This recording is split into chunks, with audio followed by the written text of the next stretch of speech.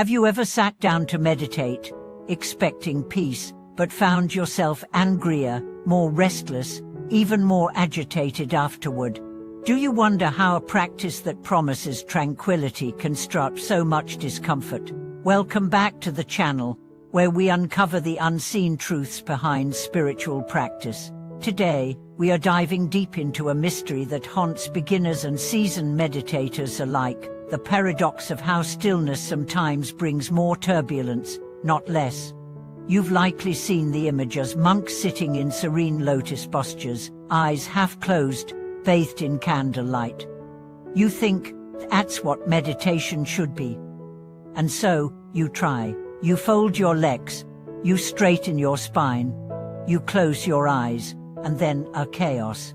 Your knee hurts, your back screams, your thoughts race, your breathing feels warm.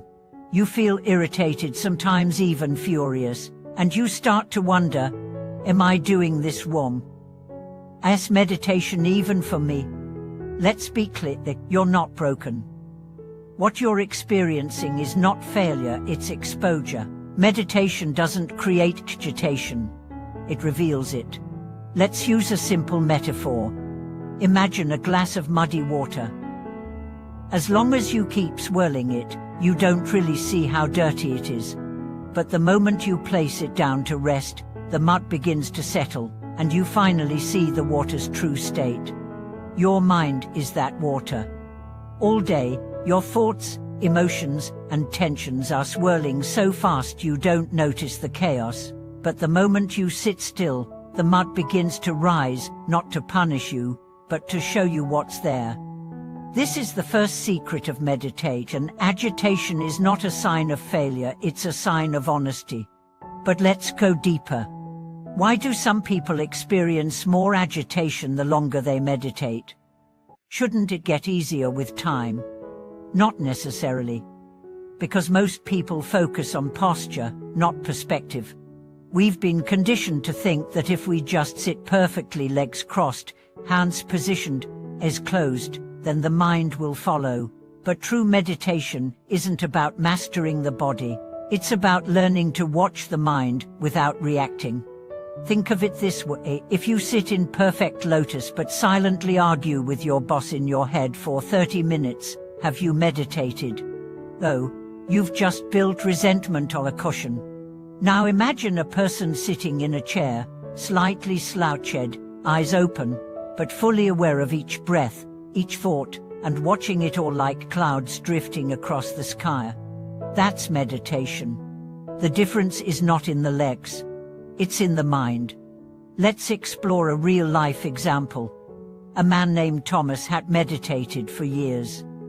Every morning, 5 a.m., he'd sit on his cushion for 45 minutes.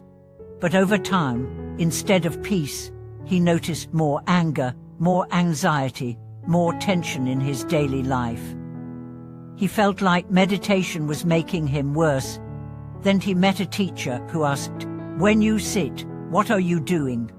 Thomas replied, "I'm trying to silence the mind." The teacher smiled sadly. And you wonder why it screams louder, or trying to force the mind into silence is like trying to push a river backward. It fights, it resists, it rages. But observing the river, letting it flow while you stand on the shore, that's freedom.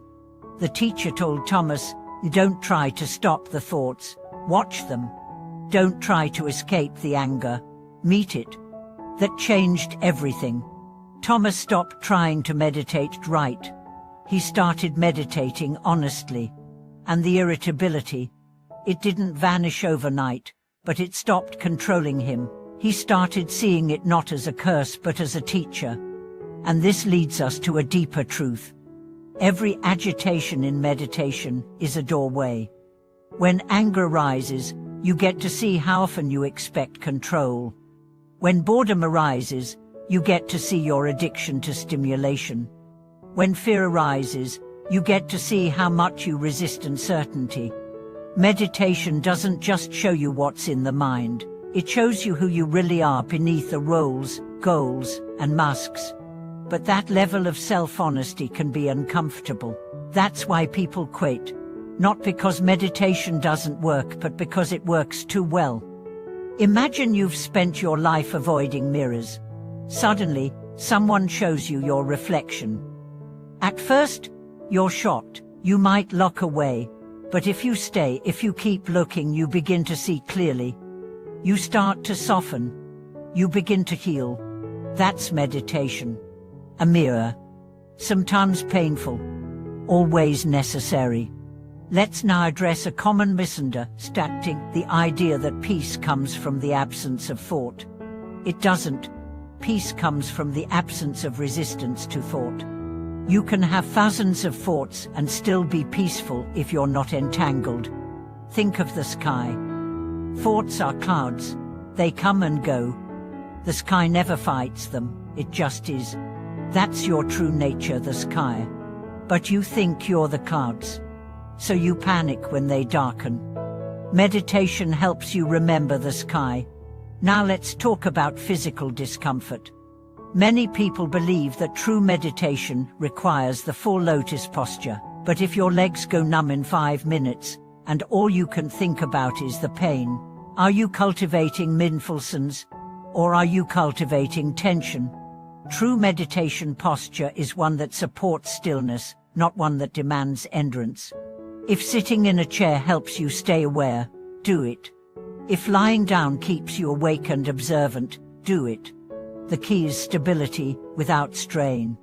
And over time, your body becomes more flexible. But the goal is never the posture. The goal is presence. Now here's another powerful shift. Stop thinking of meditation as something you do. Start seeing it as something you allow. You don't make silence happen. You create the conditions for silence to emerge. Like planting a seed. You don't force it to grow. You water it. You place it in sunlight. You wait. Meditation is the same. You sit. You breathe. You watch. And you wait with kindness. This patience is crucial, because irritation often arises from expectation. I should feel calm. I should see lights. I should stop thinking. These thoughts create a battle, and battles never produce peace. Release the expectations. Embrace the moment. Even if it's messy, even if it's loud, even if your mind is screaming, just sit. Let it scream, and smile anyway. Because you're not meditating to escape life. You're meditating to meet it fully. And in that meeting, something magical happens. The irritability becomes information. The restlessness becomes revelation. The resistance becomes release. This is not theory. This is the experience of thousands of monks, mystics, seekers, ordinary people like you. One woman said, I used to dread meditation. Now I sit with my anxiety like it's a child. I don't try to fix it. I just listen. And that changed everything. Meditation doesn't make life perfect. It makes you present. And presence is the birthplace of clarity, compassion, and courage. Thank you so much for watching this video. If you've struggled with irritation in meditation, know that you're not alone. And more importantly, you're on the right path. If this resonated with you, subscribe, like, and share your experience in the comments. Your journey matters, and your presence here is part of a larger awakening. Let's walk this path together, one breath at a time.